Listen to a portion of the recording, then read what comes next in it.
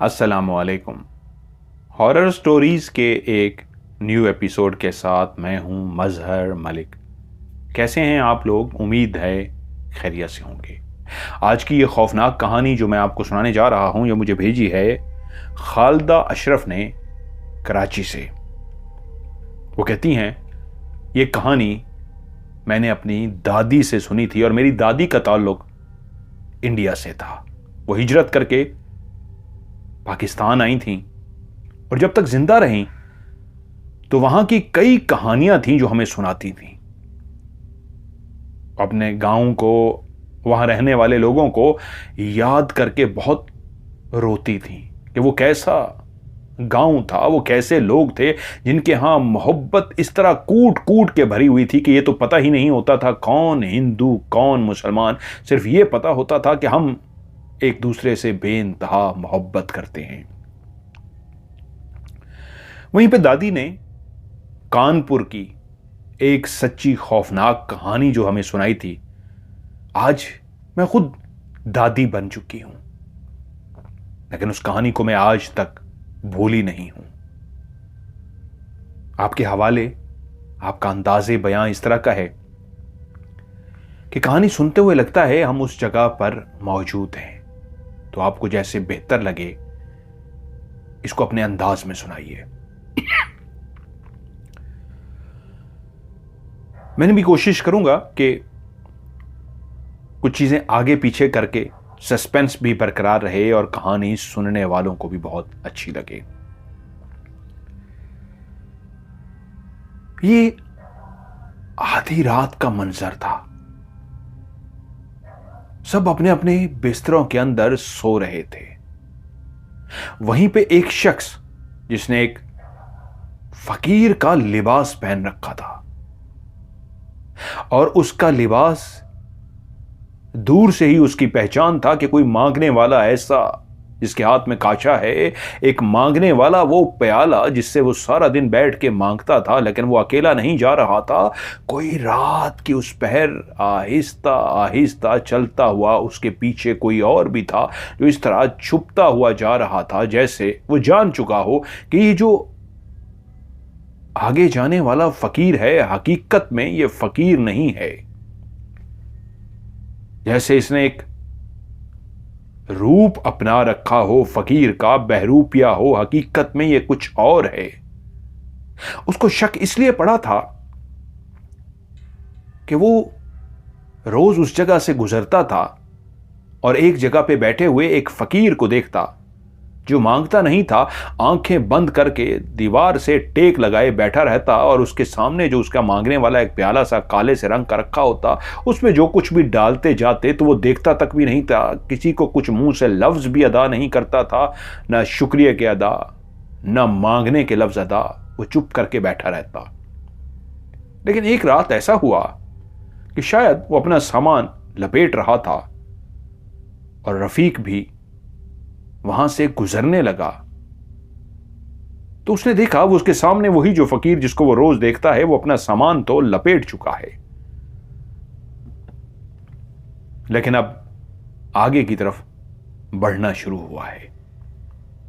आज सर्दी काफी ज्यादा थी, इसलिए उस जगह पे शायद रश भी बहुत कम था। उस सर्दी की वजह से लोग जल्द ही अपने घरों को चले गए थे और आज इसलिए वो फकीर भी शायद अपनी जगह से जल्दी उठ गया था, वरना वो भी जरा देर तक बैठता। ठंड की वजह से, सर्दी की वजह से, रश ना होने की वजह से उसको कोई भीख देने वाला भी तो नहीं था, इसलिए वो जल्दी जा रहा था। इसीलिए पीछे रफीक भी कुदरती गुजर रहा था। लेकिन उसने एक अजीब सा मंजर देखा। हर तरफ वीरानी थी, हर तरफ अंधेरा था और धुंध हर तरफ छाना शुरू हो गई थी। लेकिन वो फकीर थोड़ी ही दूर गया होगा कि एक ऐसा मंजर जो रफीक की आंखों ने देखा तो वो चौंक सा गया। उसने देखा उसके हाथ में वो जो प्याला सा था, वो जो मांगने वाला कासा था, उस कासे के अंदर जितने भी सिक्के या नोट पड़े हुए थे, उस फकीर ने चलते हुए उस कासे को, उस प्याले को यूं फेंका कि उसमें जितने भी पैसे थे वो साइड पे जा गिरे और आगे बढ़ना शुरू हो गया। रफीक कैसे ना उसके पीछे जाता। एक मांगने वाला फकीर जिसने सारा दिन बैठ के मांगा था और जो भी उसने कमाया था अब वो अपने घर को जाते हुए सब कुछ फेंक कर जा रहा था। शायद रफीक के पीछे कोई और भी होता रफीक की जगह पर, वो भी ऐसा करता तो चौंक भी जाता। और वो चलता हुआ उस जगह पे पहुंचा तो क्या देखता है, वाकई सिक्के और काफी नोट हैं जो उसने फेंक दिए थे। रफीक एक लालची इंसान था, फौरी तौर पे सिक्के और नोट उठा के उसने जेब में रखे। लेकिन एकदम से दिमाग में ख्याल आया, कोई फकीर तो ऐसा नहीं कर सकता, ये कौन है? मैंने पैसे तो उठा लिए, इसका मतलब है इसको पैसों की जरूरत नहीं। अरे मुझे तो इससे कुछ मांगना चाहिए, ये तो कोई पहुंची हुई हस्ती है, ये कोई आम शख्स नहीं है। रफीक उसके पीछे चल पड़ा, लेकिन इस अंदाज में कि उसको पता ना लग सके, कहीं गुस्सा ना कर जाए, कहीं रोक ना दे कि क्यों मेरे पीछे आ रहा है, कहीं जलाल में ना आ जाए।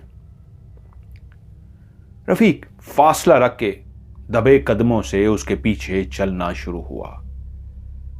चलते चलते चलते वो उस रास्ते की तरफ जाना शुरू हो गया जहां अब दरख्त ही दरख्त थे और ये एक जंगल का सा रास्ता था। रफीक को डर तो लगा, वो कैसे किसी के पीछे जंगल में जा सकता था, लेकिन वो भी तो इंसान था, वो भी तो बशर था जो आगे आगे जा रहा था। तभी रफीक के दिल की धड़कन तेज हुई और उसके दिमाग में ख्याल आया, कहीं ये कोई जादूगर हुआ, कहीं कोई जिन हुआ, कहीं कोई भूत हुआ, कहीं कोई और मखलूक हुई तो क्या बनेगा मेरा? मुझे इसके पीछे नहीं जाना चाहिए। अब तो ये जंगल में दाखिल हो चुका है और मैं इसके पीछे जंगल में कैसे चला जाऊं? लेकिन साथ ही उसके दिमाग में आया, ये जो भी है तो इंसान के रूप में, और रोज मैं इसको देखता हूं, आंखें बंद करके बैठा होता है। कोई जिन ज्यादा होता तो मांगता क्यों? और अगर मांगना ही मकसद था तो पैसे फेंकता क्यों? कोई सदा नहीं, कोई आवाज नहीं, कोई शुक्रिया नहीं, बस अपना प्याला सा कासा सा रख के बैठा हुआ है, मांग रहा है, और आज आंखों से देख लिया जाते हुए सब फेंक जाता है। हो ना हो ये कोई पहुंची हुई हस्ती है, कोई अजीम हस्ती, चाहे कुछ भी हो जाए, मुझे इसके पीछे जाना है। और यूं वो उसके पीछे जाना शुरू हो गया। अब जंगल का रास्ता शुरू हो चुका था, वो उस जंगल में उसके पीछे पीछे जा रहा था, बेपरवाह, अपने इर्द गिर्द से बेपरवाह। वो फकीर इस तरह आगे बढ़ता जा रहा था जैसे उसको किसी की परवाह ना हो। एक दो दफा ऐसा लगा रफीक को पीछे जाते हुए, कहीं इसको मुझ पे शक ना हो जाए, लेकिन उसने तो मुड़ के भी नहीं देखा। चलते चलते चलते अब तो जंगल में बाकायदा जानवरों की आवाजें भी आ रही थी, दूर करीब कहीं ना कहीं से कोई आवाज आ जाती, जिसका मतलब था जंगली जानवरों का भी इसको खौफ नहीं है। रफीक के पास तो कोई हथियार भी नहीं था कि अपनी हिफाजत कर सकता, लेकिन एक लालच तो थी उसके पास जो उसको खींचे चली जा रही थी। जो पैसे फेंक सकता है वो पैसे से बेनियाज हो चुका है, उसको पैसे की मोहताजी नहीं, तो वो कोई आम शख्स नहीं, कुछ ना कुछ तो है। यूं चलते चलते चलते उसके पीछे वो एक ऐसी जगह पे पहुंचा जहां पे उसको एक झोंपड़ी सी नजर आई।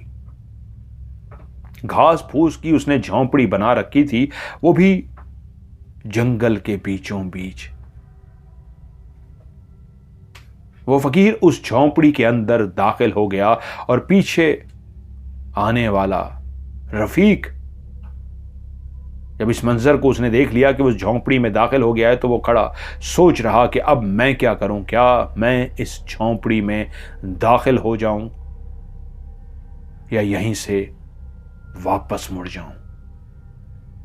उसने कहा, मेरा ख्याल है मुझे यहां से वापस मुड़ जाना चाहिए। मैं दिन की रोशनी में यहां दोबारा आऊंगा, दिन की रोशनी में आके पहले इस झोंपड़ी को देखूंगा, सब कुछ देखूंगा। रात को इसके पास कोई हथियार ना हो, रात के इस लम्हे मैं तो कुछ भी नहीं कर सकता। पता नहीं कौन है। मुड़ने ही लगा तो पीछे से एक आवाज आई, अब जाता क्यों है, यहां तक आ गया है तो अब आगे भी आ जा। वो समझ गया कि वो जो फकीर आगे चलता हुआ जा रहा था वो बेखबर नहीं था, उसको पता था कि उसके पीछे कोई आ रहा है। वो तो बेनियाज होकर चल रहा था और जैसे ही मुड़ने लगा तो उसके कानों में आवाज़ गूंजी। उसने मुड़ के देखा तो अपनी झोंपड़ी के बाहर निकल कर खड़ा था, इस अंदाज में जैसे कह रहा हो, तुम्हारा ही तो मैं मुंतजिर था, अब जा कहां रहे हो। और रफीक के कदम खुद ब खुद उसी तरफ जाना शुरू हुए। अब दादी ने जिस अंदाज में कहानी सुनाई वो सीक्वेंस मैंने थोड़ा सा बदल दिया। खालदा कहती हैं कि दादी बताती हैं कि यह कहानी उस वक्त शुरू हुई जब मेरी उम्र कोई 14 साल की थी। हम लोग एक ऐसे इलाके में शिफ्ट हुए थे जो बड़ा अमीर लोगों का इलाका था। यहां पे जितने भी घर बने हुए थे ये 2 मंजिला मकान थे और 2 मंजिला मकान वही बनाते थे जो बड़े अमीर लोग होते थे। वाले साहब अब गांव से शहर नौकरी के सिलसिले में आ गए थे तो हम घर वाले भी शहर में आबाद हो गए थे। मेरी वालदा बहुत ही नेक, नमाजी, परहेजी, हर वक्त इबादत गुजार खातून थी।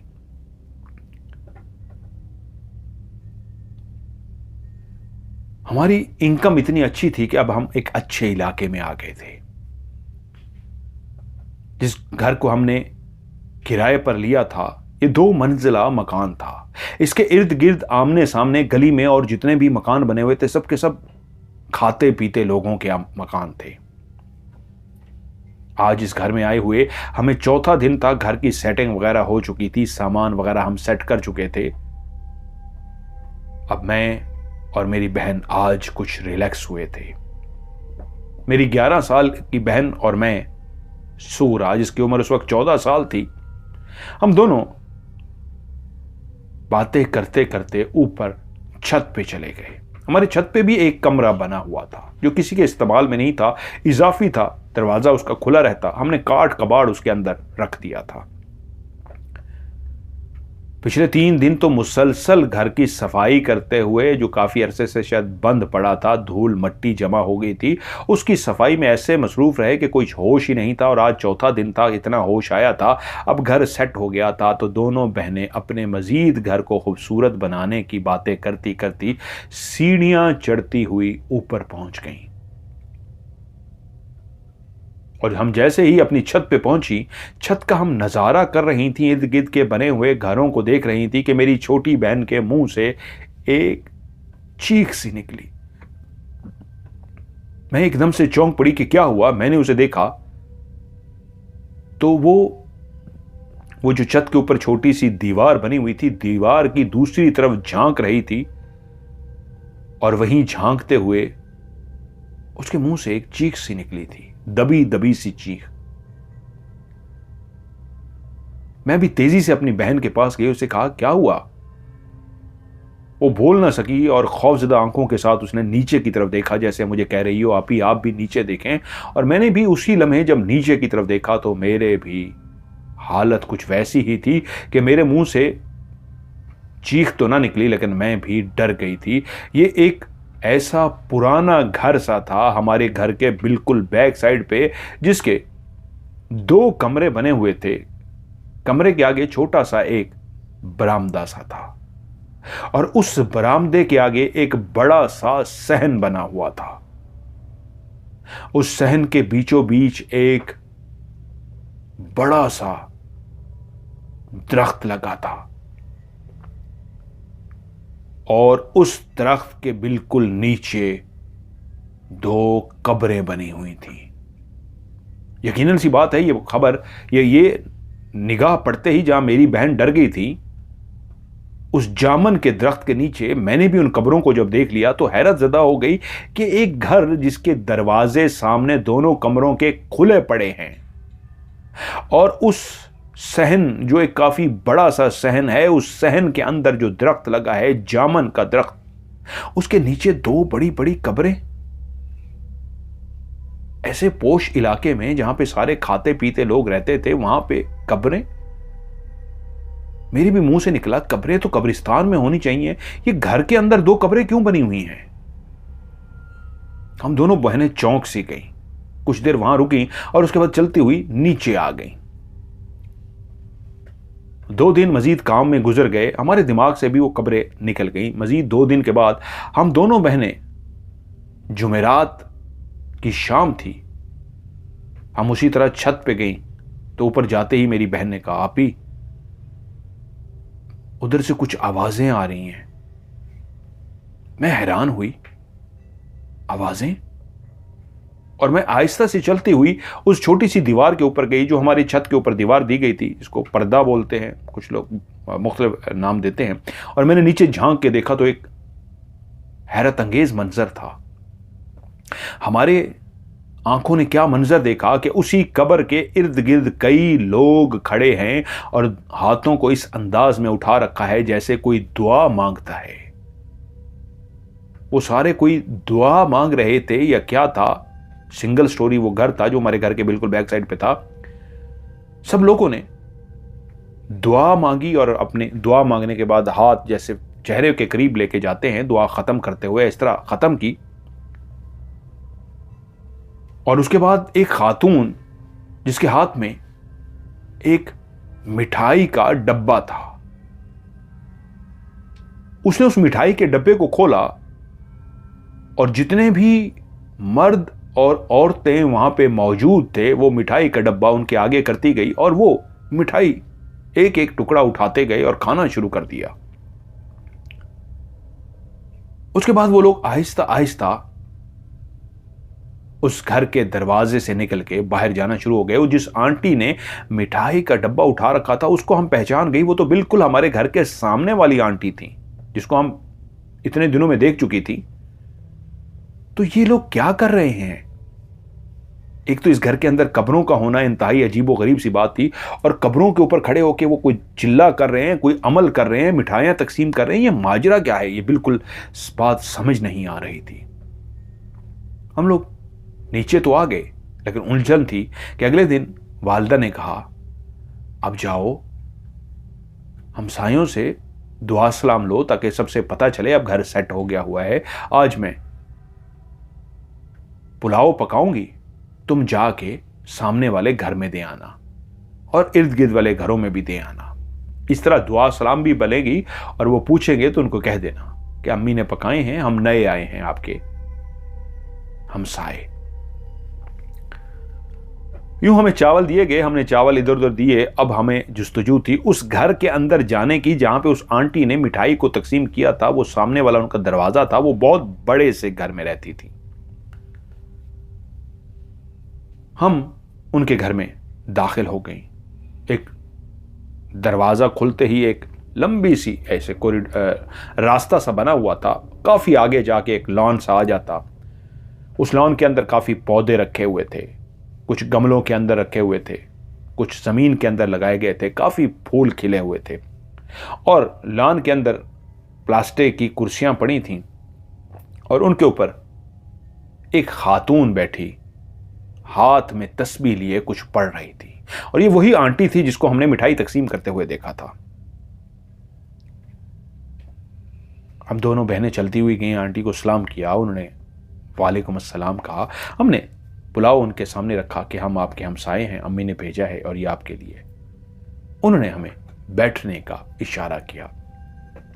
हम दोनों कुर्सी पे बैठ गईं और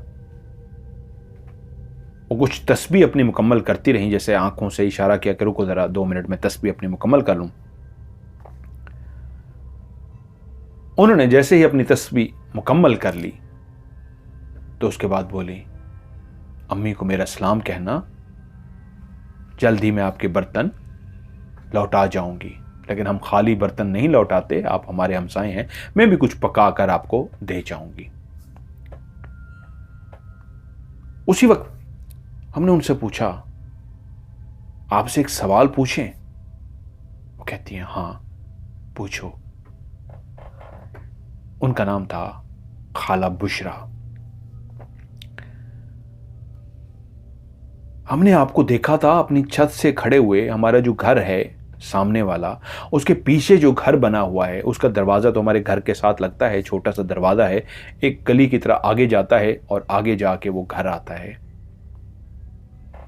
उस घर के अंदर हमने 2 कब्रों को बने हुए देखा है और उन कब्रों के साथ हमने आपको मिठाई तकसीम करते हुए और बाकी को वहां पे पढ़ते हुए देखा है। ये क्या है? कब्रें तो कब्रिस्तान में होती हैं, वहां पे कब्रें क्यों बनाई गई हैं? तो वो कुछ देर के लिए खामोश हो गई और उसके बाद फिर से बोली, अभी तुम बच्चे हो, मैं जरूर तुम्हें बताऊंगी इस कब्रों का क्या राज है, लेकिन बेटा अभी नहीं, थोड़ी सी बड़ी हो जाओ। यूं उन्होंने तो हमें ना बताया, हम वापस आ गई। लेकिन उसके बाद एक ऐसा मोहब्बत का सिलसिला पैदा हुआ खाला बुशरा के साथ, हमारे घर का आना जाना, मिलना मिलाना, एक ऐसा सिलसिला शुरू हुआ कि वाकई उनके साथ बहुत ज़्यादा प्यार का रिश्ता हो गया। वो बहुत नेक परहेज थी, वो इबादत गुजार थी, वो बहुत अच्छी थी। और एक वक्त आ गया कि उन्होंने मुझे कहा, बेटी अब तुम बड़ी हो गई हो, तुमने एक सवाल किया था मुझसे, मैं ज़रूर तुम्हें जवाब दूंगी। और जो उन्होंने जवाब दिया हम सुनकर हैरान रह गए। उन्होंने बताया, यह आज से कोई 40 साल पुरानी बात है। ये मोहल्ला इतना ज्यादा आबाद नहीं था, लोग इतना ज्यादा अमीर नहीं थे, ये घर इतने बड़े बड़े नहीं थे। वक्त के साथ साथ डबल स्टोरी भी बनते गए, बड़े बनते गए। ये इलाका इतना आबाद नहीं था, लेकिन इस मोहल्ले के अंदर जितने भी लोग रहते थे सारे ना सिर्फ एक दूसरे से प्यार करते थे, एक दूसरे की इज्जत करते थे, बल्कि एक दूसरे को बहुत अच्छी तरह जानते थे। ये जो घर तुमने देखा है, जो बिल्कुल तुम्हारे घर के पीछे है, ये घर शफीक साहब का घर था। शफीक साहब और उनकी बीवी हाजरा बेगम इस घर में रहते थे। शफीक साहब की शादी कब हुई ये तो कोई नहीं जानता, लेकिन शफीक साहब के बारे में सब एक बात जानते थे कि वो पूरी गली से बेइंतहा प्यार करते थे। उनको खुदा ने औलाद नहीं दी थी, औलाद की नेमत से वो महरूम थे। लेकिन दोनों मियां बीवी, शफीक साहब और उनकी बीवी हाजरा बेगम, अल्लाह वाले थे। 5 वक्त की नमाज पढ़ना, तहज्जुद के लिए उठना, यहां तक कि इस मोहल्ले के अंदर जो मस्जिद बनी हुई थी, उस मस्जिद के अंदर भी इमामत शफीक साहब कराते थे। 5 वक्त की इमामत तो नहीं कराते थे, लेकिन सुबह सुबह फजर की नमाज वही पढ़ाते थे। उनकी आवाज में ऐसी किरत थी, वो ऐसी खूबसूरत आवाज में किरत करते थे कि सुनने वाला मस्त हो जाता, दीवानगी सी कैफियत उनके ऊपर छा जाती। गली के बच्चे सुबह सुबह उनसे कुरान भी पढ़ते थे। हम लोग भी जब यहां आए तो खाला बुशरा ने कहा, जो मेरे ससुर थे वो 5 वक्त की नमाजी, 5 वक्त के नमाज के साथ साथ कभी उन्होंने तहज्जुद मिस नहीं की थी। मैं भी तहज्जुद पढ़ती थी, लेकिन कभी ना कभी मेरी तहज्जुद मिस हो जाती थी। हमारे घर का माहौल भी बिल्कुल दीनी माहौल था। मेरे शौहर और मैं 5 वक्त की नमाज पढ़ने की कोशिश करते, लेकिन हमारे ससुर ज्यादा वक्त अब रिटायर हो चुके थे सरकारी मुलाजमत से, मस्जिद में ही गुजारते। यूं उनकी दोस्ती शफीक साहब से बहुत ज्यादा हो गई थी। हमारे घर में कुछ भी ऐसा पकता तो मेरे ससुर मेरी सास से कहते, जाओ शफीक साहब के घर देकर आओ। शफीक साहब अब उम्र के उस हिस्से में थे, शायद लगता तो ऐसे था उनके यहां अब औलाद ना हो सकती। और जब उनको भी अंदाजा हो गया कि अब बीवी की भी उम्र ऐसी हो चुकी है कि अब उम्र गुजर चुकी, वो मां नहीं बन सकती, तो उन्होंने फैसला किया, वो पीछे अपने गांव गए और अपने गांव में अपने भाई रफीक को वहां से लेकर आ गए। उन्होंने वहां पे अपना एक कारोबार शुरू किया और उस कारोबार में भाई को भी साथ रखा। कारोबार अल्लाह की रहमत से ऐसा चल निकला कि उन्होंने अपना भी घर ले लिया और भाई को भी घर लेकर दे दिया। वक्त गुजरता रहा, भाई के यहां 3 बेटे हुए, 2 बेटे हुए और उसके बाद 1 बेटी हुई। सबसे बड़ी उनकी बेटी थी, उससे छोटा एक बेटा और उससे भी छोटा एक बेटा था। अब खुदा का दिया सब कुछ था। वो जिस दुकान पे शफीक साहब होते, उनके साथ उनका भाई रफीक भी होता, लेकिन रफीक एक लापरवाह, एक लालची, एक धोखेबाज शख्स था। वो उसको इसलिए बहुत लेट लेकर आए थे कि वो जानते थे कि भाई की आदत ऐसी नहीं है और वो गली में, मोहल्ले में अपना एक नाम, इज्जत, मकाम बना चुके थे। वो नहीं चाहते थे कि उनका भाई उनके मकाम को डबो दे, लेकिन फिर भी भाई की मदद करने के लिए उन्होंने भाई को अपने साथ रखा। और लेकिन भाई ने जब घर ले लिया, उसके यहां बच्चे भी हो गए, तो उसने पर निकालने शुरू कर दिया और भाई से कहा, मेरा हिस्सा मुझे दो। अब वो शफीक साहब का ही सब कुछ था, उन्होंने तो भाई की हेल्प की थी, लेकिन फिर भी उन्होंने भाई समझ के कहा, ठीक है, ये सब कुछ बेशक मेरा है, लेकिन तुम मेरे भाई हो, तुम्हारा भी इस पे हक है, ये लो। उन्होंने उसमें से आधा उसको दे दिया दुकान में। लेकिन वो लालची शख्स जो अब ऐसी कंपनी का शिकार हो चुका था जहां वो जुआ खेलता था, जहां वो मुख्तलिफ बुरी सोहबत का शिकार हो चुका था, काफी बुरे तरीके फंस चुका था, वो उस आधे हिस्से को भी कुछ अरसे के बाद खा गया। अब वो अपने भाई से कुछ मांग नहीं सकता था, क्योंकि जानता था पहले भी जो भाई ने दिया था, भाई चाहता तो ना देता, भाई का था, लेकिन शफीक एक मेहरबान शख्स था, उसने दे दिया था और वो सब कुछ फिर से जुए में हार गया था। उसने क्या किया, जब वो सब खा गया तो वो जो भाई ने उसको मकान खरीद कर दिया था, उसी के नाम पे था, रफीक के ही नाम पे, वो उसने मकान भी बेच दिया। रफीक, उसकी बीवी और उसके 3 बच्चे जो उस मकान में रहते थे, किराए के मकान पर चले गए, एक काफी दूर के इलाके में। अब वो अपने भाई से भी कम इसलिए मिलता था, अपना हिस्सा तो वो ले चुका था जो उसका था नहीं, फिर भी भाई ने दे दिया था। और भाई जानता था जुए की लत ने, बुरी सोबतों ने उससे दुकान छुड़वा दी, हिस्सा के बहाने वो भी खा पी गया, अब तो मकान भी वो बेच चुका था।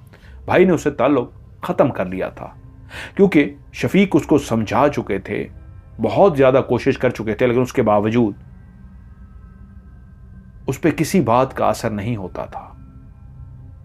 एक ताना वो अपने भाई को बहुत मारता, कहता, भाई ये जो तू नमाजें पढ़ता है, ये जो तू इबादत करता है, तेरी बीवी भी सजदों में रहती है, 5-5 वक्त की नमाजें पढ़ते हो, तहज्जुद पढ़ते हो, और भाई अल्लाह तुमसे राजी होता, तुम तो अल्लाह के इतने इबादत गुजार हो, तो अल्लाह तुम्हें औलाद ना दे देता।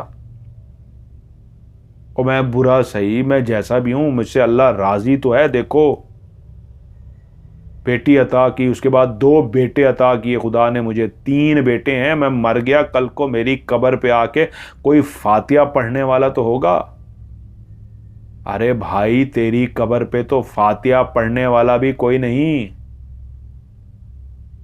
तू तो इतना प्यार करता है अपने अल्लाह से, और देख, उस अल्लाह ने तुझे औलाद तक नहीं दी। ये वो ताना था जो अक्सर वो शफीक साहब को मारता और उनका दिल छलनी हो जाता, क्योंकि मेरे ससुर के साथ उनकी बहुत दोस्ती हो चुकी थी। इसलिए उन्होंने ये वाला जुमला मेरे ससुर को भी बता दिया कि मैंने भाई के साथ क्या किया। एक दिन मस्जिद में मेरे ससुर और शफीक साहब बैठे हुए थे कि उस दिन उनका दिल बहुत बोझल था, आंखों से आंसू टपक पड़े, और तभी मेरे ससुर ने कहा, हाल दिल कह देने से दिल का बोझ हल्का हो जाता है। अगर आपको मुनासिब लगे तो मेरे सामने दिल का बोझ हल्का कर दीजिए। और उन्होंने उस दिन दिल का बोझ हल्का इसी तरह किया कि बताया कि मेरा अपना घर नहीं था, मैं किराए पे रहता था। ये घर आज मैंने ख़रीदा, इससे शानदार घर मैंने अपने भाई को ख़रीद के दिया कि शायद वो बुरी सोबत को छोड़ दे, वो ठीक थे, मैं उसको लेके आया। तुम जानते हो ना मैं कितनी मेहनत की। और यूं वो सब कुछ बता दिया कि आज वो मुझे ताने मारता है कि मैं बे औलाद हूं, मेरी कब्र पे फातिया पढ़ने वाला भी कोई नहीं। औलाद होती तो आके बाप की या मां की कब्र पे फातिया पढ़ती। मेरे ससुर ने उनको हौसला दिया, दिल छोटा ना करें, अल्लाह आपसे राजी है, अल्लाह बेहतर जानता है किसको क्या देना है, किसको कैसे देना है। आप तो अल्लाह के साथ लगाव रखते हैं, 5 वक्त की नमाज पढ़ते हैं, तहज्जुद में उससे बातें करते हैं, आप दिल छोटा ना कीजिए। अब वो सुबह सुबह मस्जिद में इमामत कराते, बच्चों को उसके बाद कुरान मजीद पढ़ाते और उसके बाद अपनी दुकान पे चले जाते। बाकी वहाँ के जो मौलवी साहब थे वो मस्जिद में बाकी टाइम नमाज पढ़ाते। एक दिन ऐसा हुआ कि सुबह सुबह मस्जिद में पहुंचे तो मौलवी साहब इमामत के लिए आगे खड़े हुए। तो मेरे ससुर ने पूछा, शफीक साहब कहाँ हैं? उन्होंने कहा पता नहीं, आज उनका काफी इंतजार किया, आए नहीं तो पता, नमाज तो लेट नहीं की जा सकती, तो नमाज पढ़ाई। नमाज हो गई। नमाज पढ़ने के बाद वो जैसे ही वापस आए तो सीधा शफीक साहब के दरवाजे पर गए तो देखते हैं दरवाजे पर ताला लगा हुआ है। हैरान हुए कि ताला लगा के कहां चले गए, किसी दूसरे शहर गांव कहीं जाना होता बताकर तो जाते, लेकिन खामोशी से चले गए। आ जाएंगे 1-2 दिन तक। 1 दिन, 2 दिन, 3 दिन, हफ्ता, 10 दिन, महीना गुजर गया, लेकिन शफीक साहब और उनकी बीवी वापस नहीं आई। एक परेशानी की बात थी।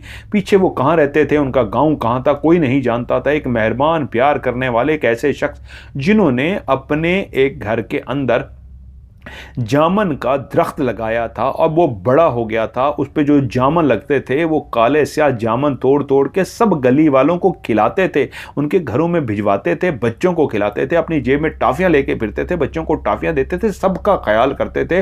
वो शफीक साहब जो गुजरते हुए देखते इस घर में हालात बेहतर नहीं है, अपनी जेब से पैसे निकाल के चुप करके दरवाजे के अंदर डाल जाते, किसी को जबरदस्ती थमा जाते, जो सबकी देखभाल करते थे। वो शख्स जब गायब हो गया तो पूरा मोहल्ला ही उनको मिस कर रहा था कि शफीक साहब कहां चले गए।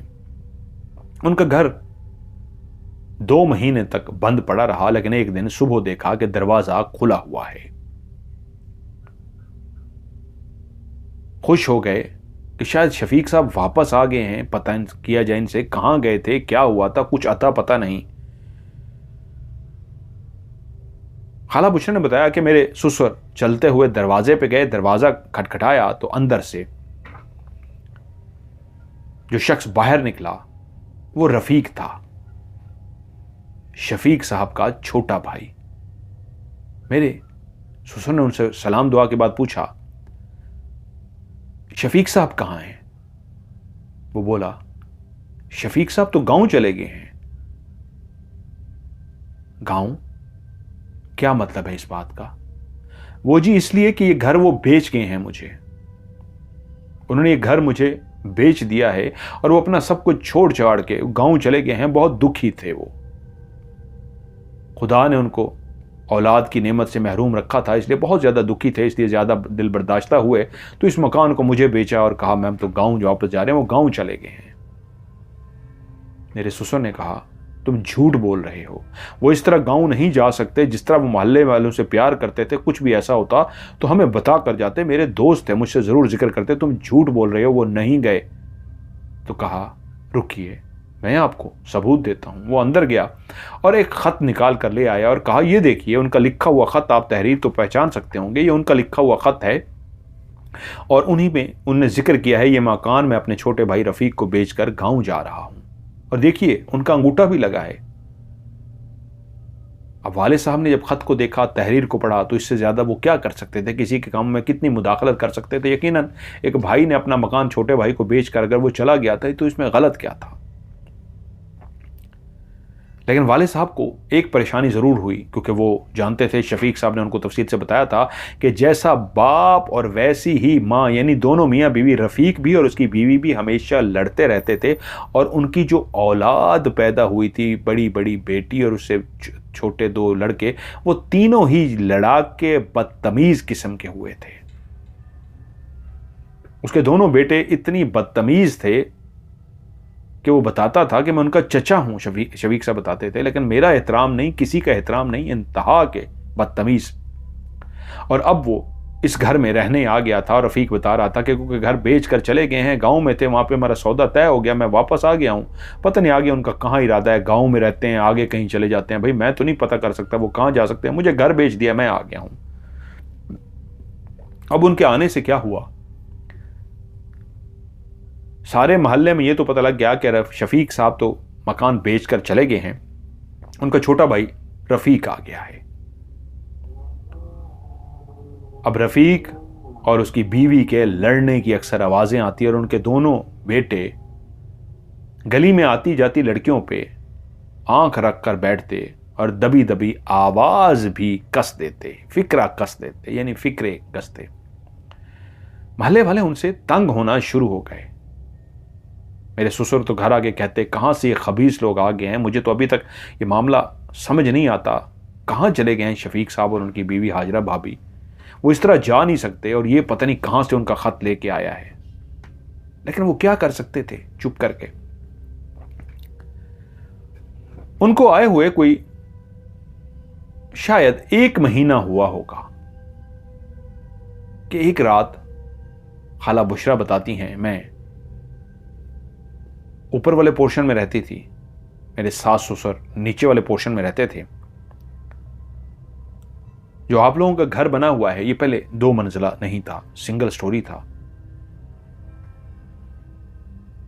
मैं जब अपने दूसरे मंजिल से रात को उठी, तो वहां हमारी खिड़की की बैक साइड पे जो बनी हुई खिड़की थी, उस खिड़की से वो जामन का दरख्त वाजे नजर आता, जो बहुत ऊंचा हो गया था, तकरीबन 2 मंजिला मकान से भी ऊंचा।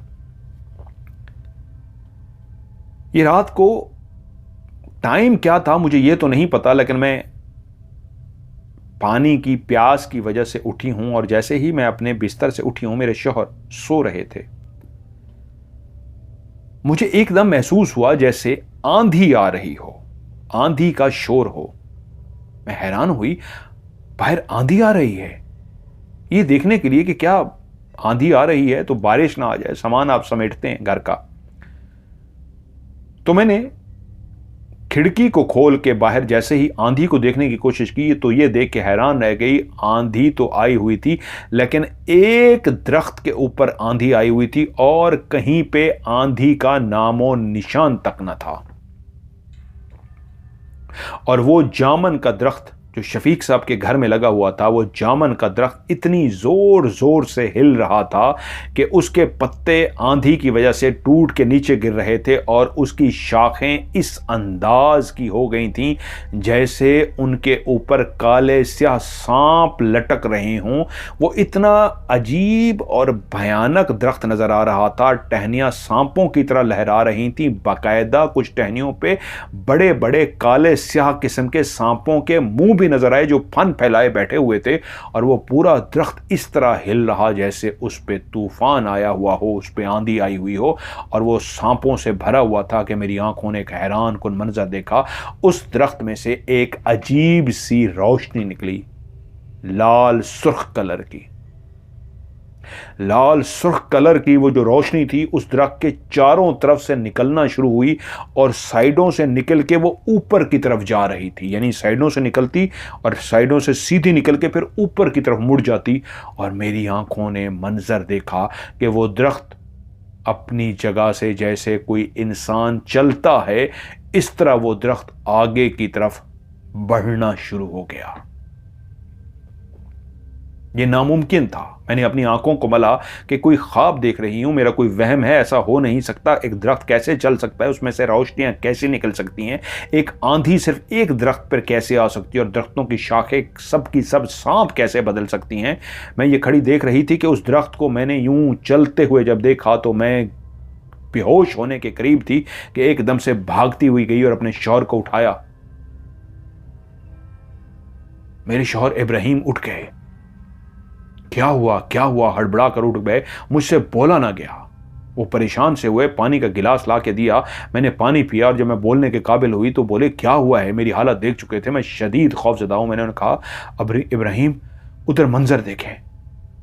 वो जल्दी से मेरे पास आए, साथ आए और खिड़की में आके जैसे ही मंजर देखा तो बाहर ना ही कोई आंधी थी ना ही कोई तूफान था। दरख्त अपनी जगह पे साकित खड़ा था, उसके पत्ते बिल्कुल साकित थे क्योंकि हवा तो थी ही नहीं, कुछ भी नहीं था।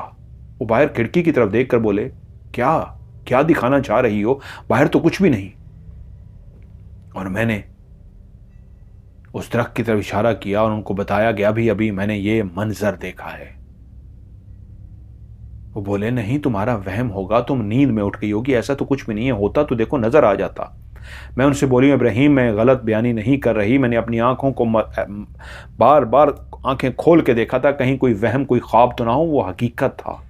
वो बोले इंसान डर जाता है कभी नींद में, ऐसे घबरा जाता है, आयतल कुर्सी पढ़ो, आयतल कुर्सी पढ़ो। मैंने आयतल कुर्सी पढ़ी, अपने ऊपर फूंक मारा और कहा सो जाओ। मैं सो गई। जब सुबह हुई तो एक खबर मुंतजर थी, हमारे घर एक खबर पहुंची कि जो रफीक जिस घर में आके रह रहा है उसका सबसे छोटा बेटा रात जामन के दरख्त के नीचे मुर्दा हालत में पाया गया है। और उसकी ऐसी हालत थी कि उसका पूरा जिस्म छलनी हो गया था, जैसे किसी ने बेदर्दी से उसको काट पीट कर रख दिया हो। जैसे उसके जिस्म के टुकड़े तो नहीं किए गए थे, लेकिन वो टुकड़े अभी थे तो जिस्म के साथ, लेकिन इस तरह काटा गया था। उसके चेहरे पे, सीने पे, बाजू पे, टांगों पे इतने बड़े बड़े गहरे जख्म थे जैसे किसी ने इतनी बेदर्दी से उसको मारा हो। और सब मोहल्ले के लोग लरस गए। माँ का रो रो के, बाप का रो रो के, उसकी बड़ी बहन और बड़े भाई का रो रो के बुरा हाल था कि ये भाई के साथ क्या हो गया, कौन हमारे भाई को इस बेदर्दी से मार गया। बहुत बेदर्दी से मारा गया था। यकीनन पुलिस को खबर दी गई, पुलिस आई, उन्होंने अपनी पूरी तफ्तीश की, लेकिन कहीं पे कोई सुराग ना मिल सका। आखिर उस लड़के को दफना दिया गया। उनका किसी के साथ मिलना जुलना तो था नहीं। रफीक वो और उसकी बीवी झगड़ालू थे, मोहल्ले वाले उनसे मिलते नहीं थे। उसके बेटे दोनों ही फजूल से थे, एक मर चुका था, एक बड़ा अभी भी उसी तरह चोरियां चकारियां करता, लड़कियों पे फिक्रे कसता, जुए बाप की तरह जुए की आदत थी। बेटी भी लड़ाका थी, कोई पढ़ने लिखने का उसको भी शौक नहीं था। उस पूरी फैमिली से कोई मिलता ही नहीं था, लेकिन उनका एक बच्चा चला गया था। सब मोहल्ले वाले उस पर दुखी थे। इस वाकये के कोई तकरीबन 14 से 15 दिन होंगे, सही तरीके मुझे याद नहीं, शायद 13 दिन भी हो सकते हैं।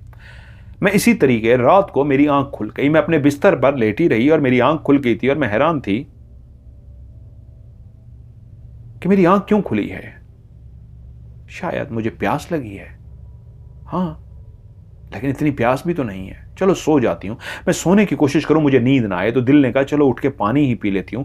मैं पानी पीने के लिए जैसे ही दूसरे कमरे की तरफ गई तो मेरे कानों में वही आवाज आई, आंधी चलने की आवाज, एक शोर की आवाज, तेज आंधी चल रही थी। और जैसे ही मुझे उस आंधी का एहसास हुआ तो मुझे अपने आप को फिर से ये कहना पड़ा मैं नींद में हूँ, ख्वाब देख रही हूँ या फिर कोई ऐसा मंजर है। तो मेरे दिमाग ने कहा तुम जाग चुकी हो, काफ़ी देर से जागी हुई थी, तुम्हें नींद नहीं आ रही थी। और जैसे ही खिड़की को देखा तो सेम वही मंजर, वो दरख्त उसी तरह चल फिर रहा था, अपनी जगह से इधर उधर घूम रहा था। वैसे ही लाल सुर्ख रोशनी उसके अंदर से निकल रही थी। आंधी उसके ऊपर इस तरह चली हुई थी कि उसके तमाम पत्ते अजीब तरीके से जोर जोर से शाएं शाएं की आवाज़ें पैदा कर रहे थे। और रात के उस घुप अंधेरे में सिर्फ मैं ही थी वाहिद जो इस खिड़की के सामने खड़ी उस दरख्त को देख रही थी, जिसकी टहनियां सांपों का रूप धार चुकी थीं। और गैज़ो गज़ब बना वो जामन का दरख्त अपनी जगह से इस तरह चल फिर रहा था जैसे वो चल ना रहा हो, किसी चीज को कुचल रहा हो। एकदम मेरे जिस्म ने झुरझुरी ली, वो बच्चा भी तो ऐसे कुचला गया था कि इस दरख्त ने मारा है। मेरे अपने दिमाग ने कहा पागल है क्या तू, कोई दरख्त भी मार सकता है? मेरे ये क्या है? जो पहली दफ़ा मेरी हालत हुई थी, आज मेरी वैसी हालत तो ना हुई, लेकिन मैं एकदम से भागती हुई शौहर के पास गई। आज वो हालत तो नहीं थी कि पहले मुझे पानी पिलाते और काफ़ी देर लगती, मैंने उसको जल्दी से झंझोड़ के उठाया, इब्राहिम उठिए। आज फिर वही मंजर है। वो चलते हुए मेरे साथ खिड़की के पास आए, लेकिन सब कुछ शांत था, पुरसकून था, कुछ भी नहीं था। कहते हैं तो कुछ नहीं है। मैंने कहा आप भूल रहे हैं, पिछली दफा भी कुछ नहीं था और सबो कुछ हो गया था। मेरे दिल की धड़कन तेज है, यकीनन कल खुदा खैर करे, कल इस घर के साथ फिर कुछ होने वाला है। उन्होंने मुझे कहा तुम परेशान मत हो, आयतुल कुर्सी पढ़ो। मैंने आयतुल कुर्सी पढ़ी और मैं सुला दिया। सुबह फजर की नमाज के लिए उठी, बेचैन सी थी, जैसे दिल कह रहा था वो दरख्त का मंजर जो मैंने फिर से देखा है, ऐसे नहीं देखा, आज कोई ना कोई बुरी खबर है। मेरे ससुर मस्जिद में नमाज पढ़ने के लिए गए, जब वापस आए तो आके मेरी सास से बोले सामने वाले घर से रोने की आवाज़ें आ रही हैं, जाके देख के आओ क्या हुआ है। और मैं जो पहले ही बेचैन थी, मुझे अंदाज़ा हो गया और ख़बर क्या मिली कि उनका जो दूसरा बेटा था, दूसरे नंबर का, वो भी उसी तरीके मारा गया था जैसे छोटा बेटा उनका मारा गया था। उसी तरह उसकी लाश दरख्त के नीचे से मिली थी, चिथड़े थे उसके जिस्म पे, इतनी बेदर्दी से उसको मारा गया था जैसे कुचल दिया गया हो। एक कोहराम समझ गया था। अभी कुछ दिन पहले जिस घर के अंदर एक बच्चा मरा था, वहीं पे उसका दूसरा बेटा भी मारा गया। माँ बाप की क्या हालत होगी। अब 2 बेटे मारे जा चुके थे और बेटी का भी रो रो के बुरा हाल था, माँ बाप का भी बुरा हाल था। किसी के साथ क्या दुश्मनी है, किसी से कर्जा लेना देना है, क्या है। पुलिस आई, सब तफ्तीश कर ली गई। अगर कोई जुए का, कोई लेन देन का भी मामला था, कोई कितना कैसे किसी को इस तरह बेदर्दी से घर में आके मारे और अगला चीख भी ना सके, ये मामा हल होने वाला नहीं था कि इतनी बेदर्दी से मारा जा रहा था और वो शख्स चीखा भी नहीं, चीखो पुकार भी नहीं की। अगर कोई जुए का भी मामला था तो किससे पूछते, वो तो मर चुके थे। यूं उस केस का भी कुछ ना हो सका। लेकिन कुछ दिनों के बाद जब मेरे शौहर रात को उठे और उन्होंने जब कांपते हुए मुझे आके कहा, बुशरा, मैंने अपनी आंखों से वो मंजर देख लिया है, उस दरख्त को उसी तरह देखा है जिस तरह तुमने कहा था। मैं सोया हुआ था, जैसे मुझे किसी ने क्लियर जगा दिया हो। मुझे नींद नहीं आ रही थी कि मेरे कानों में एक शोर सा सुनाई दिया, एक आंधी का शोर। मैं समझा ये कहां से आ रही है आंधी। मैं चलता हुआ जब खिड़की के पास गया, खिड़की को खोल के देखा तो सामने बिल्कुल वही मंजर था। वो बिल्कुल जामन का दरख्त आंधी की लपेट में था, उसके पत्ते शाएं शाएं कर रहे थे। आंधी और कहीं पे नहीं थी सिवाय उस दरख्त के, और उसमें से लाल सुर्ख रोशनी निकल रही थी जो साइडों से निकल के ऊपर की तरफ जा रही थी। और उस दरख्त की शाखें टहनियां सांपों का रूप धार चुकी थी, काले स्याह मोटे मोटे सांप। और वह दरख्त अपनी जगह से भागता हुआ फिर रहा था। वो अपनी जगह पर नहीं था, वो मूव कर रहा था, वो हरकत कर रहा था। मैंने देख लिया था, मैंने उसको देख लिया था। तभी मैं डर कर भागता हुआ तुम्हारे पास आ गया हूं कि तुम सच्ची हो, तुमने ख्वाब नहीं देखा, यह हकीकत है। मैंने अपने शौहर से कहा, मैंने तो आपको दूसरी दफा कह दिया था कि मैंने पहली रात देखा तो मौत हुई, दूसरी रात देखा तो मौत हुई, आज आपने देखा है तो कल इनके घर में फिर कुछ होने वाला है। मेरे शौहर बोले, मैं खुदा से पनाह मांगता हूं, पता नहीं कौन सी बुराई, कौन सा ऐसा गुनाह किया है जो इनको इस तरह की सजा मिल रही है। हम खामोश रहेंगे। मैंने शौहर पे आयतुल कुर्सी पढ़ी, दम किया, उन्होंने खुद भी पढ़ के दम किया, लेट गए, लेकिन दोनों को नींद ना आई। और सुबह उस घर से जब आहो बका ऐसी रोने धोने की आवाजें आई कि खुदा की पनाह, जैसे पूरे घर को रो रो के सर पे उठा लिया गया हो। उनकी बेटी भी उसी तरीके मारी गई थी जैसे उनके दोनों बेटे मारे गए थे। बाप चीखें मार मार कर रो रहा था। बीवी को जगाने के लिए गया तो पता लगा बीवी कमरे में उसी तरह कटी फटी मरी पड़ी है। जिस तरह बेटी दरख्त के नीचे मरी पड़ी है, उसी तरह बीवी कमरे में मरी पड़ी है। वो जनूनी पागल सा हो गया। रफीक धाड़े मार मार कर रो रहा था। कोई शक भी करता तो रफ़ीक पे कैसे करता, कैसे वो अपनी बेटी को भी बाहर मार चुका होता, और उसने अपने कमरे में बीवी को भी मार दिया था। उस पर एक भी खून का कतरा नहीं था कि उसके आसाब इतने मजबूत थे कि वो ड्रामा कर रहा था बीवी और बेटी को मारने का, और उससे पहले 2 बच्चों को भी मार चुका था। फिर भी पुलिस ने तफ्तीश करनी थी, पूरी तफ्तीश हुई, उन दोनों को भी दफना दिया गया, लेकिन केस का कोई सुराग ना मिला। लेकिन जब मामला ठंडा हुआ, मैं और मेरे शौहर इब्राहिम अपने ससुर के पास गए और उनको सारा माजरा बता दिया कि हमने कैसे दरख्त को देखा था और उसके बाद इस तरह का होता था। वो एक जहां दीदा बंदे थे, समझदार थे, फौरन मामले को समझ गए। उनके एक बहुत अच्छे जानने वाले थे जो अल्लाह का कलाम पढ़ते थे और पहुंचे हुए थे, लोगों की नजरों से पोशीदा थे, लेकिन बहुत कुछ जानते थे। उन्होंने उनको घर पे इनवाइट किया। जब वो घर आए तो उनको सारा वाकया उसी तरह बताया जिस तरह हमने बताया था, और जब दरख्त वाला वाकया आया तो कहा बताओ, तो उनको मैंने और मेरे शौहर ने वो सारा दरख्त वाला वाकया भी बताया और अगले दिन क्या होता था वो भी बताया। वो बोले मुझे उस घर के अंदर लेकर चलो, मैं जरूर पढ़ाई करके देखना चाहूंगा वो क्या है। उस घर के अंदर लेकर गए। रफीक जो अब चुप सा हो गया था, उसने दरवाजा खोला। मेरे ससुर ने कहा ये हमारे पीर साहब हैं, इस घर में कुछ पढ़ाई करना चाहते हैं। दरवाजे से वो आगे से हट गया, अंदर गए, घर के अंदर पढ़ाई करते रहे, कमरों के अंदर इधर उधर हर जगह पढ़ाई करते रहे। एक जगह पे कहा मेरा मुसल्ला बिछा दो, उनका मुसल्ला बिछा दिया गया। वो बैठ के तस्बीह करते रहे। मेरे ससुर और मोहल्ले के 1-2 और बुजुर्ग भी पहुंच गए। उनको इतला कर दी गई कि आप भी आ जाएं, गवाही के लिए कोई मसला ना हो जाए। अब मोहल्ले के 3-4 बुजुर्ग, मेरे ससुर, वो रफ़ीक और वो पीर साहब अंदर मौजूद थे। पढ़ते पढ़ते वो सजदे में चले गए। थोड़ी देर के बाद उठे और आकर उस जामन के दरख्त के इर्द गिर्द चक्कर काटने शुरू कर दिए और एक जगह पे कहा कुछ गांव के कुछ लड़कों को बुलाया जाए, इस जगह की खुदाई करें।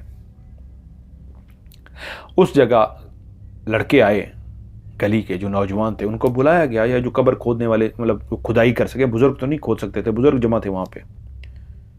कुदाल मंगवा के उस जगह को खोदा गया तो थोड़ी ही मट्टी की खुदाई करने के बाद नीचे से शफीक साहब और उनकी बीवी हाजरा बेगम दोनों की लाशें बरामद हो गईं, जिनको मारने के बाद इसी बरगद के दरख्त के नीचे दफना दिया गया था।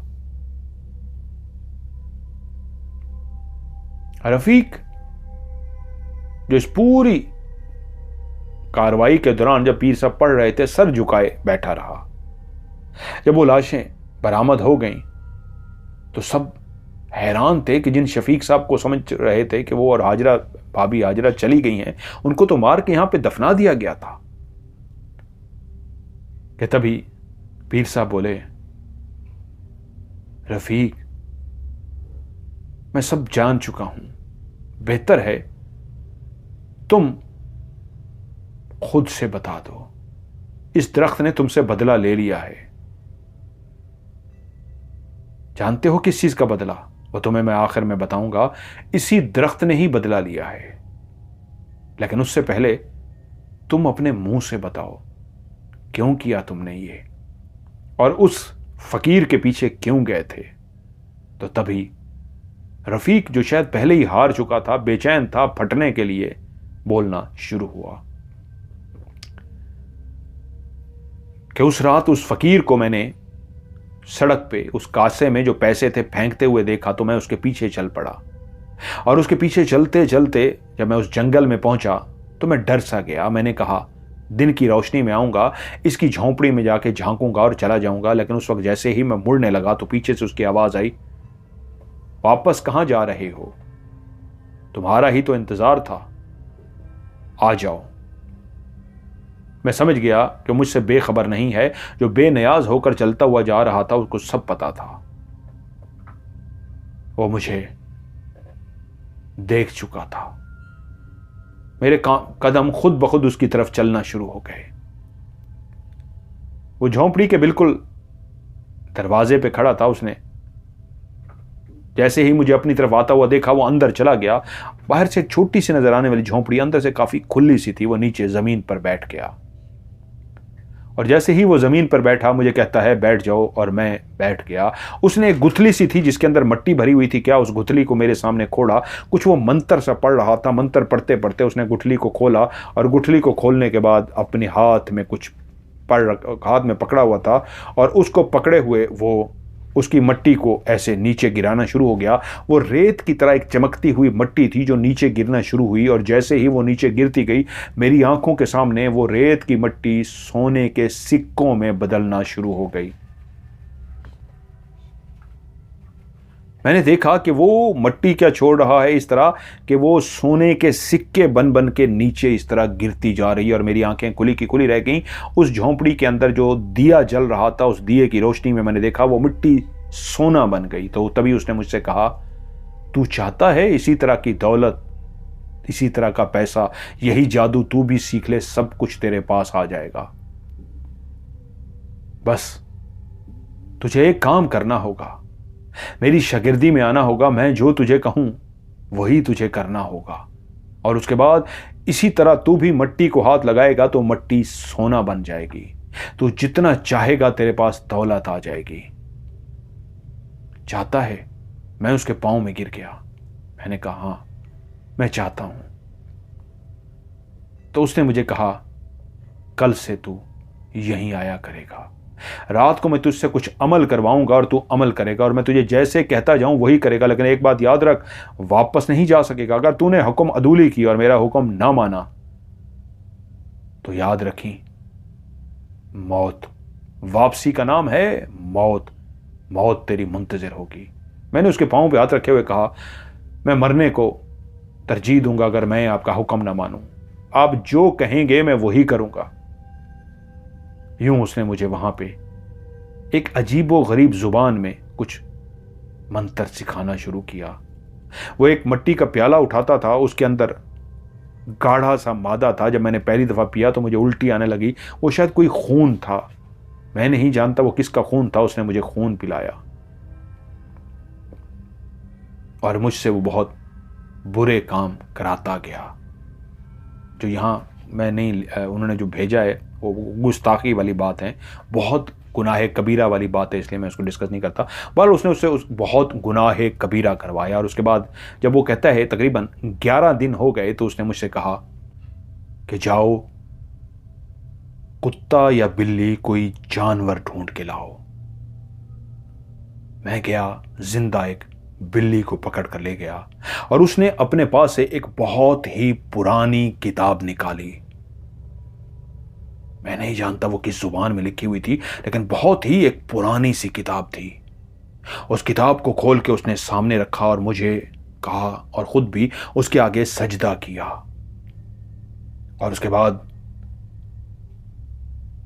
उस जानवर को उसने मेरे सामने काटा और काटने के बाद उसका खून एक प्याले में जमा किया और उस प्याले के खून को थोड़ा सा उस किताब को इस तरह खोल के रखा जैसे कोई बुद्ध के आगे, भगवान के आगे, किसी मुजस्मे के आगे कुछ पढ़ता है, रखता है, तो वो किताब को खोल के रखता था जैसे वो किताब की ही सजदा करता था। और किताब के आगे उसने उसके सफ़ों पर खून नहीं डालता था, लेकिन उसके आगे धारियां बना बना के वो खून डालता था जैसे उस किताब को खून की बलि दे रहा हो। और मैं भी वैसा ही उसके साथ करता था। पहला जो मैं जानवर लेके आया उसने खुद काटा और दूसरी दफ़ा उसने वही काम मुझसे करवाया। एक जानवर में जो दूसरी दफ़ा लेके आया उसने मुझे तरीका सिखा दिया था। मैंने सेम उसी तरीके उस जानवर को काटा और उसके काटने के बाद उस खून को प्याले में जमा किया, उस किताब के आगे भी उस खून की बलि चढ़ाई और हम दोनों ने उस खून को पिया। बात जो इस किताब से शुरू हुई थी, जो किताब नहीं थी, एक पुराने दौर की लिखी हुई कोई एक ऐसी खास किताब थी जिसके सफ़ों को अगर खोला जाए तो इतना लगता था कि खोलते हुए अगर एहतियात ना की जाए तो कागज़ ख़त्म हो जाएगा, इतना पुराना हो चुका था, इतनी पुरानी वो किताब थी। लेकिन उसने उसको गिलाफ के अंदर बहुत एहतियात के साथ संभाल के रखा हुआ था और वही किताब ही हमारे सामने होती, हम उसकी इबादत करते। उसने ये लाइनें मुझे सिखा दी थी, उसने बोल के भी बताई कि ये लाइनें मैं उसके साथ पढ़ता रहा जो मुझे याद हो गई। और बहुत सारे ऐसे जब गलत काम कर चुके तो हमारे 21 रातें हो चुकी थी, तो उसने मुझे कहा अब वो वक्त आ गया है कि तुम्हें एक इंसान को ढूंढ के देना है जो इंतहाई नेक, परहेजगार हो, इबादत गुजार हो और उसका तुम्हारे साथ कोई ना कोई रिश्ता भी हो। मैंने बहुत नजरें दौड़ाई तो मैं तो किसी को नहीं जानता था सिवाय अपने भाई को और भाभी को। मैंने उसे कहा, मेरे भाई और भाभी हैं, वो दोनों 5 वक्त के नमाजी हैं और तहज्जुद गुजार हैं। तो उसकी आंखों में एक चमक सी आ गई और वो बोला, हाँ, उन्हीं का ही तो खून चाहिए, ऐसे इबादत गुजार का। वो कैसे, वो मैं बताऊंगा। बस तुम्हें मेरे साथ वैसे करते जाना है जैसे मैं तुम्हें कहूंगा। उसके बाद हम मौके की तलाश में थे कि जिस दिन अब वो कहेगा हम रात को घर में घुसेंगे और उन दोनों को मार डालेंगे। मैं अपने भाई से दिन की रोशनी में जाके मिला, उससे तौबा ताइफ की, उसके आगे रोया, गिड़गिड़ाया, इस तरह किया कि उसको मुझ पे यकीन आ गया। और यूं मैं मौके की ताक में था। जैसे ही उस जादूगर ने मुझे कहा, हम दोनों चलते हुए भाई के घर पहुंच गए। मैं उसकी दीवार पे चढ़ा, अंदर कूद गया और मैंने दरवाजे को खोल दिया। वो जादूगर जैसे अंदर दाखिल हुआ, उसने दरवाजा बंद कर दिया और मुझे कहा, अब डरने की कोई जरूरत नहीं है, इस घर की तरफ कोई नहीं आएगा। हम दोनों चलते हुए जब अंदर पहुंचे तो भाई और भाभी दोनों सो रहे थे, बच्चे तो उनके थे नहीं। उस जादूगर ने बाहर से ही कोई ऐसा मंत्र कर दिया था कि वो दोनों जाग ही ना सके, क्योंकि चलते हुए मेरा पांव एक बर्तन से टकरा गया था और काफी खटका पैदा हुआ था, लेकिन वो फिर भी नहीं जागे, जबकि मेरी भाभी हल्के से खटके पे भी जाग जाती थी। मैं समझ गया वो ऐसे जादू की असर है। वो मुझसे बोला, डरो मत, ये नहीं जागेंगे। और उसके बाद हम एक मंत्र पढ़ते रहे। उसी किताब को उसने वहीं पे खोल के रखा और उसके सामने हमने उसी तरह सजदा किया, उसी तरह लाइनें बोलते रहे। और उसके बाद उन दोनों को हमने उठाया। पहले मेरे भाई को उठाकर दरख्त के नीचे ले आए, उसकी आंख ना खुल सकी, और उसी दरख्त के नीचे प्याला रख के उसकी गर्दन को काट दिया गया। उसके खून को उसी प्याले में जमा किया गया और उसी तरह भाभी को भी उठा के लाए, उसकी गर्दन को भी काट दिया और उसके खून को भी प्याले में जमा किया गया। उसी तरीके हम दोनों ने उस खून को पिया और उस किताब के सामने रख के खून की बलि चढ़ाई और हम पढ़ते रहे। उसके बाद उसने कहा, यहीं पे कब्रें खोदो और इनको दफना दो। यानी कब्रें नहीं, यहीं पे गड्ढा खोदो और इन दोनों को दफना दो, किसी को पता नहीं लगेगा। उसने गड्ढा खोदा, हम दोनों ने गड्ढा खोदा और उसको वहीं पे दफना दिया गया, मट्टी बंद कर दी गई और बाहर घर को ताला लगा दिया गया। जब घर को सबने ताला देखा तो अंदर कोई भी नहीं आ सकता था, अंदर कोई भी ना आया। हम मुतमईन हो गए। वो किताब उसने मेरे घर के अंदर ही छोड़ दी थी, उसी घर में जहां पे शफीक साहब रहते थे, कि अब बाकी अमल इसी घर में करना है, क्योंकि इन 2 नेक लोगों की बलि चढ़ाई गई है, अब बाकी अमल यहीं पे मुकम्मल होगा। लेकिन अब हमें इंतजार करना होगा,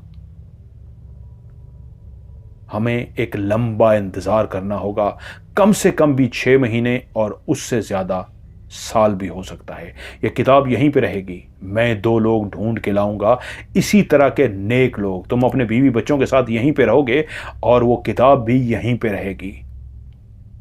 और जब मैं वो नेक लोग ढूंढ के लाऊंगा इसी तरह के, तुम्हारी भाभी और भाई की तरह, तो इसी ही घर में, इसी किताब के सामने जब उसको हम बलि चढ़ा देंगे तो तुम्हें भी वो शक्ति मिल जाएगी और जो मैं अमल कर रहा हूं मुझे भी ताकत मिल जाएगी। लेकिन उसने मुझे एक बात कही थी, इस किताब को, इस तुम्हारे हवाले तो मैं करके जा रहा हूं इसलिए कि इस घर में बलि चढ़ चुकी है नेक लोगों की, इसलिए किताब यहीं रहेगी, तुम बचे रहोगे। बस एक काम तुम्हें करना होगा, इसको हिफाजत से रहना है, क्योंकि याद रखना इस किताब को कोई जला नहीं सकता। इसको कोई जलाने की कोशिश करेगा तो वो भी जल के मर जाएगा, मैं भी मर जाऊंगा। क्योंकि यूं समझो मेरी जान भी इस किताब में है और तुम्हारी जान भी अब इस किताब में है, तो तुम्हें इसको बचाना है। कोई और नहीं जलाएगा, जलाने की कोशिश भी करेगा तो उसी लम्हे उसके हाथों में आग लग जाएगी, जल के खाक हो जाएगा, किताब नहीं जलेगी।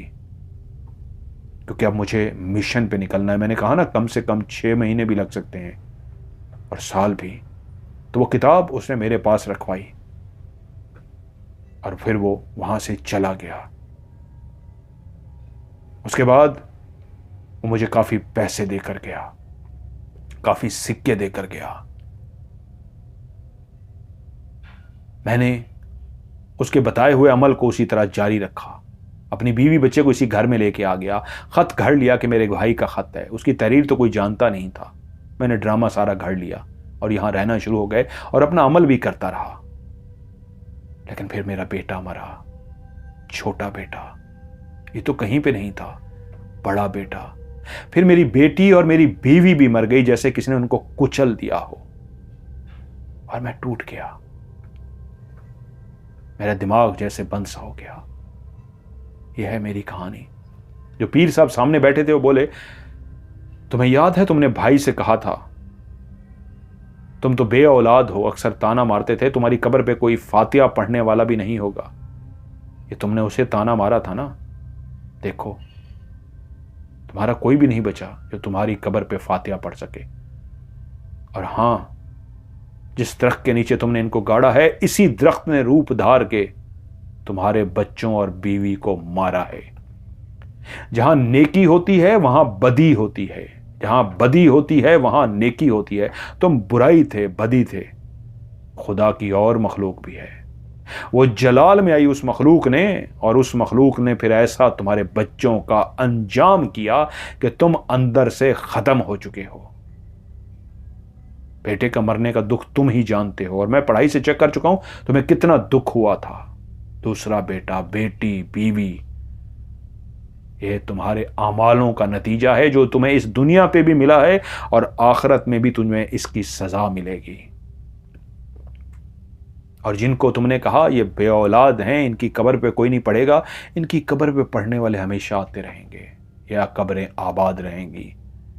आलम बरज़ख में भी इनकी कब्रें आबाद हो चुकी, दिए जलते रहेंगे, इसाले सवाब होते रहेंगे।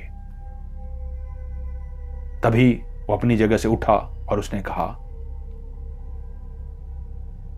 क्योंकि पुलिस आ चुकी थी, सारा मामला हो चुका था, मोहल्ले वालों ने जब कब्र खुदाई की, बात बढ़ती की, लोग जमा हो गए, रश पड़ गया था, सबके सामने हुआ था, पुलिस भी आ गई। तो उसने कहा अब आखिरी काम मैं करूंगा। वो भागता हुआ अंदर गया, सारे वहां पे खड़े हुए थे, पुलिस आगे जाने लगी तो पीर साहब ने इशारा किया रुक जाओ। वो भागता हुआ बाहर निकला और उसके हाथ में एक किताब थी गिलाफ चढ़ी हुई, जो वो निकाल के लाया था, और उसने उस किताब को जलाने का फैसला कर लिया था।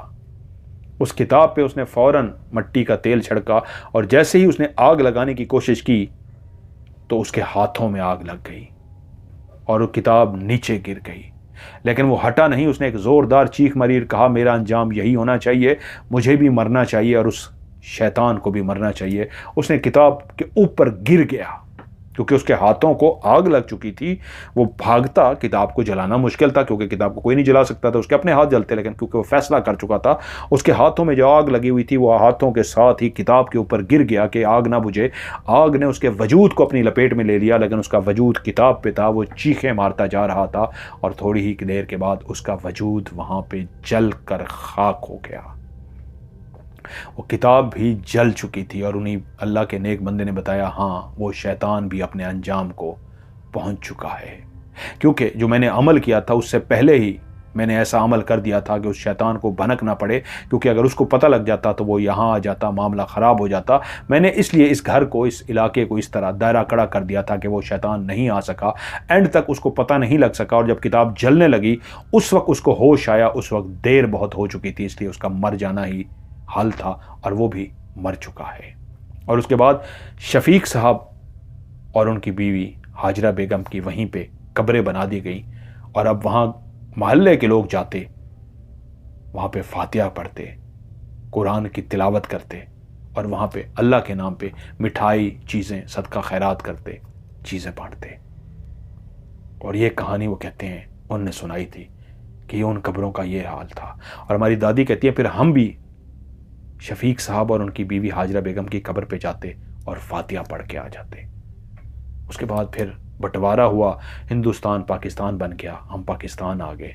लेकिन दादी आज भी अपने उस गांव को, उस मोहल्ले को, उन कब्रों को, उन लोगों को याद करती तो रो पड़ती थी। और जब उन्होंने ये हमें कहानी सुनाई थी तो हम इंतहाई डर गए थे। और आज मैं खुद दादी बन चुकी हूँ, बूढ़ी हो गई हूँ, लेकिन कहानी आज भी मुझे ऐसे याद है जैसे कल का वाक़या हो, दादी ने सुनाया हो। लेकिन जब आप सुनाएंगे तो आप एक ऐसा समा बांध देंगे कि मुझ समेत तमाम सुनने वालों को ऐसे लगेगा जैसे वो खुद उस कहानी का हिस्सा हो।